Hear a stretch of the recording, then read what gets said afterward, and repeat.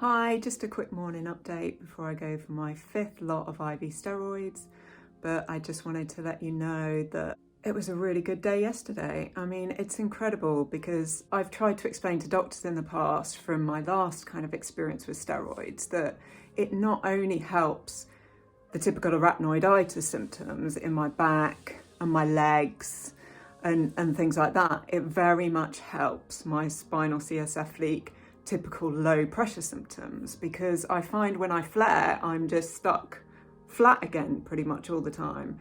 And the not being able to be upright is a combination of both the issues in my head, which means the longer I'm upright, my head cannot cope. My neck, I feel that typical kind of pulling and pressure in my neck. But also it's my back. So I can't be on my feet, so I need to lie down.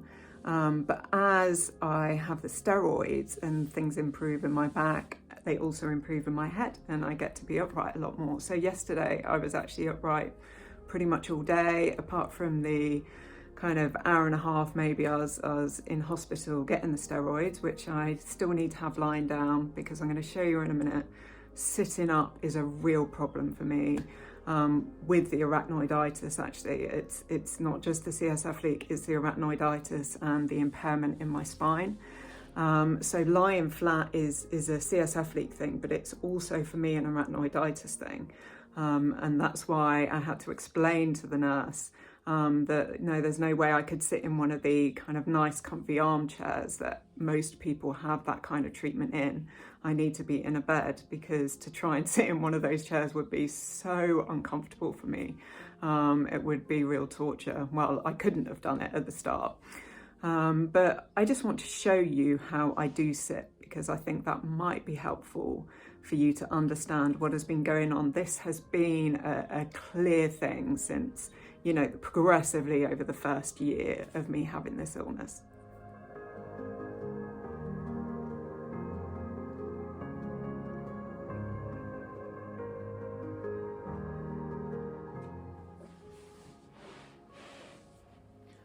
So this is how I tend to sit. I have to stretch this part of my back, and I'm often better sitting forward, or I'm better kind of sitting with my spine completely straight. But it's very, very uncomfortable in this part of my back. And at my best times, I can possibly sit in a hard chair like this for an hour, maybe 2 hours, but only if I keep getting up, because my legs, as I sit down, after a while will begin to get pins and needles, will begin to go numb. The pain just increases, the kind of pins and pulling in my spine increases, and then it will increase in my head and my neck, and the pressure will build in my head.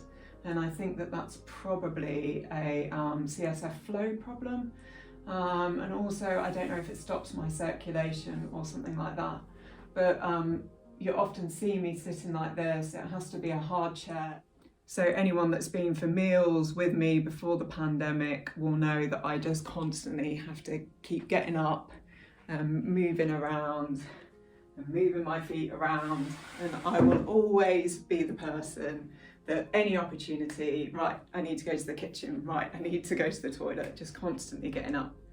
Sofas are one of my biggest problems. They're just not flat enough.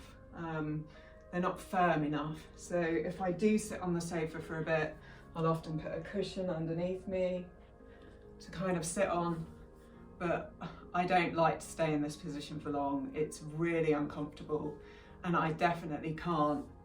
If I lean back on the sofa, that makes me feel straight away, kind of my head feels funny, my eyes are going blurry, my back is hurting, it's making me feel sick, it's making me go kind of wobbly, and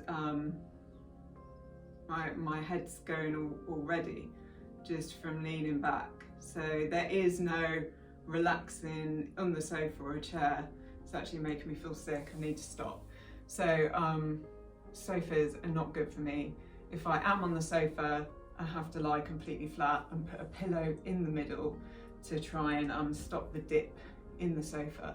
So that's not just a CSF leak thing for me, that appears to be an arachnoiditis thing for me, and that has been there the whole of my journey pretty much.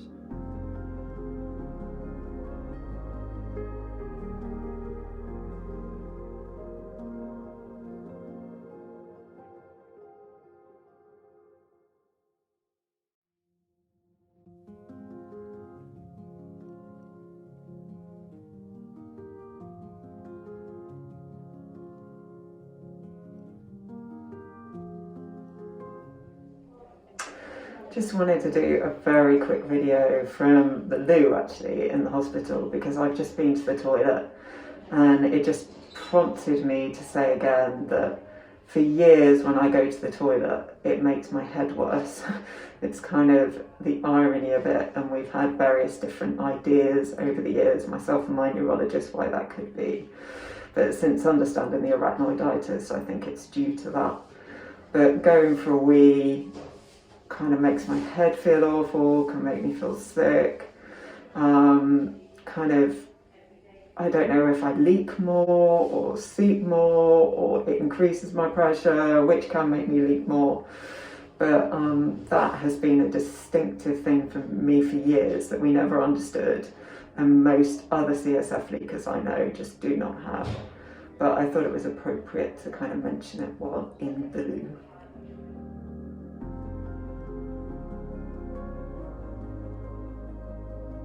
Well, it's another beautiful day, which is always a good thing for my head, but we've still got this snow on the ground and I'm still missing not being able to walk properly outside.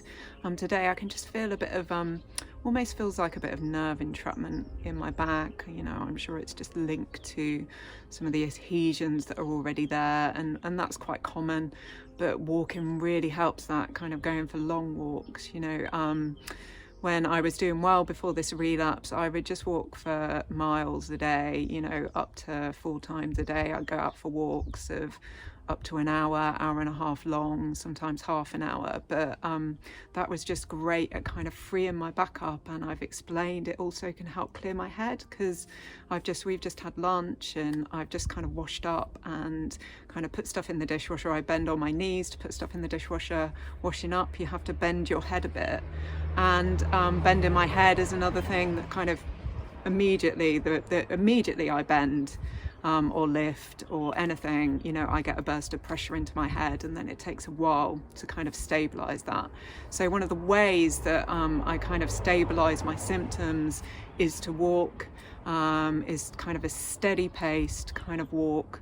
Often have my headphones in, quiet music because I can't do noisy music, and just kind of or kind of guided, I use guided Christian meditations, you know, anything to kind of just bring that calm, which always helps kind of with the stabilization of pressure, because you know my intracranial pressure system is just all over the place, you know, these days.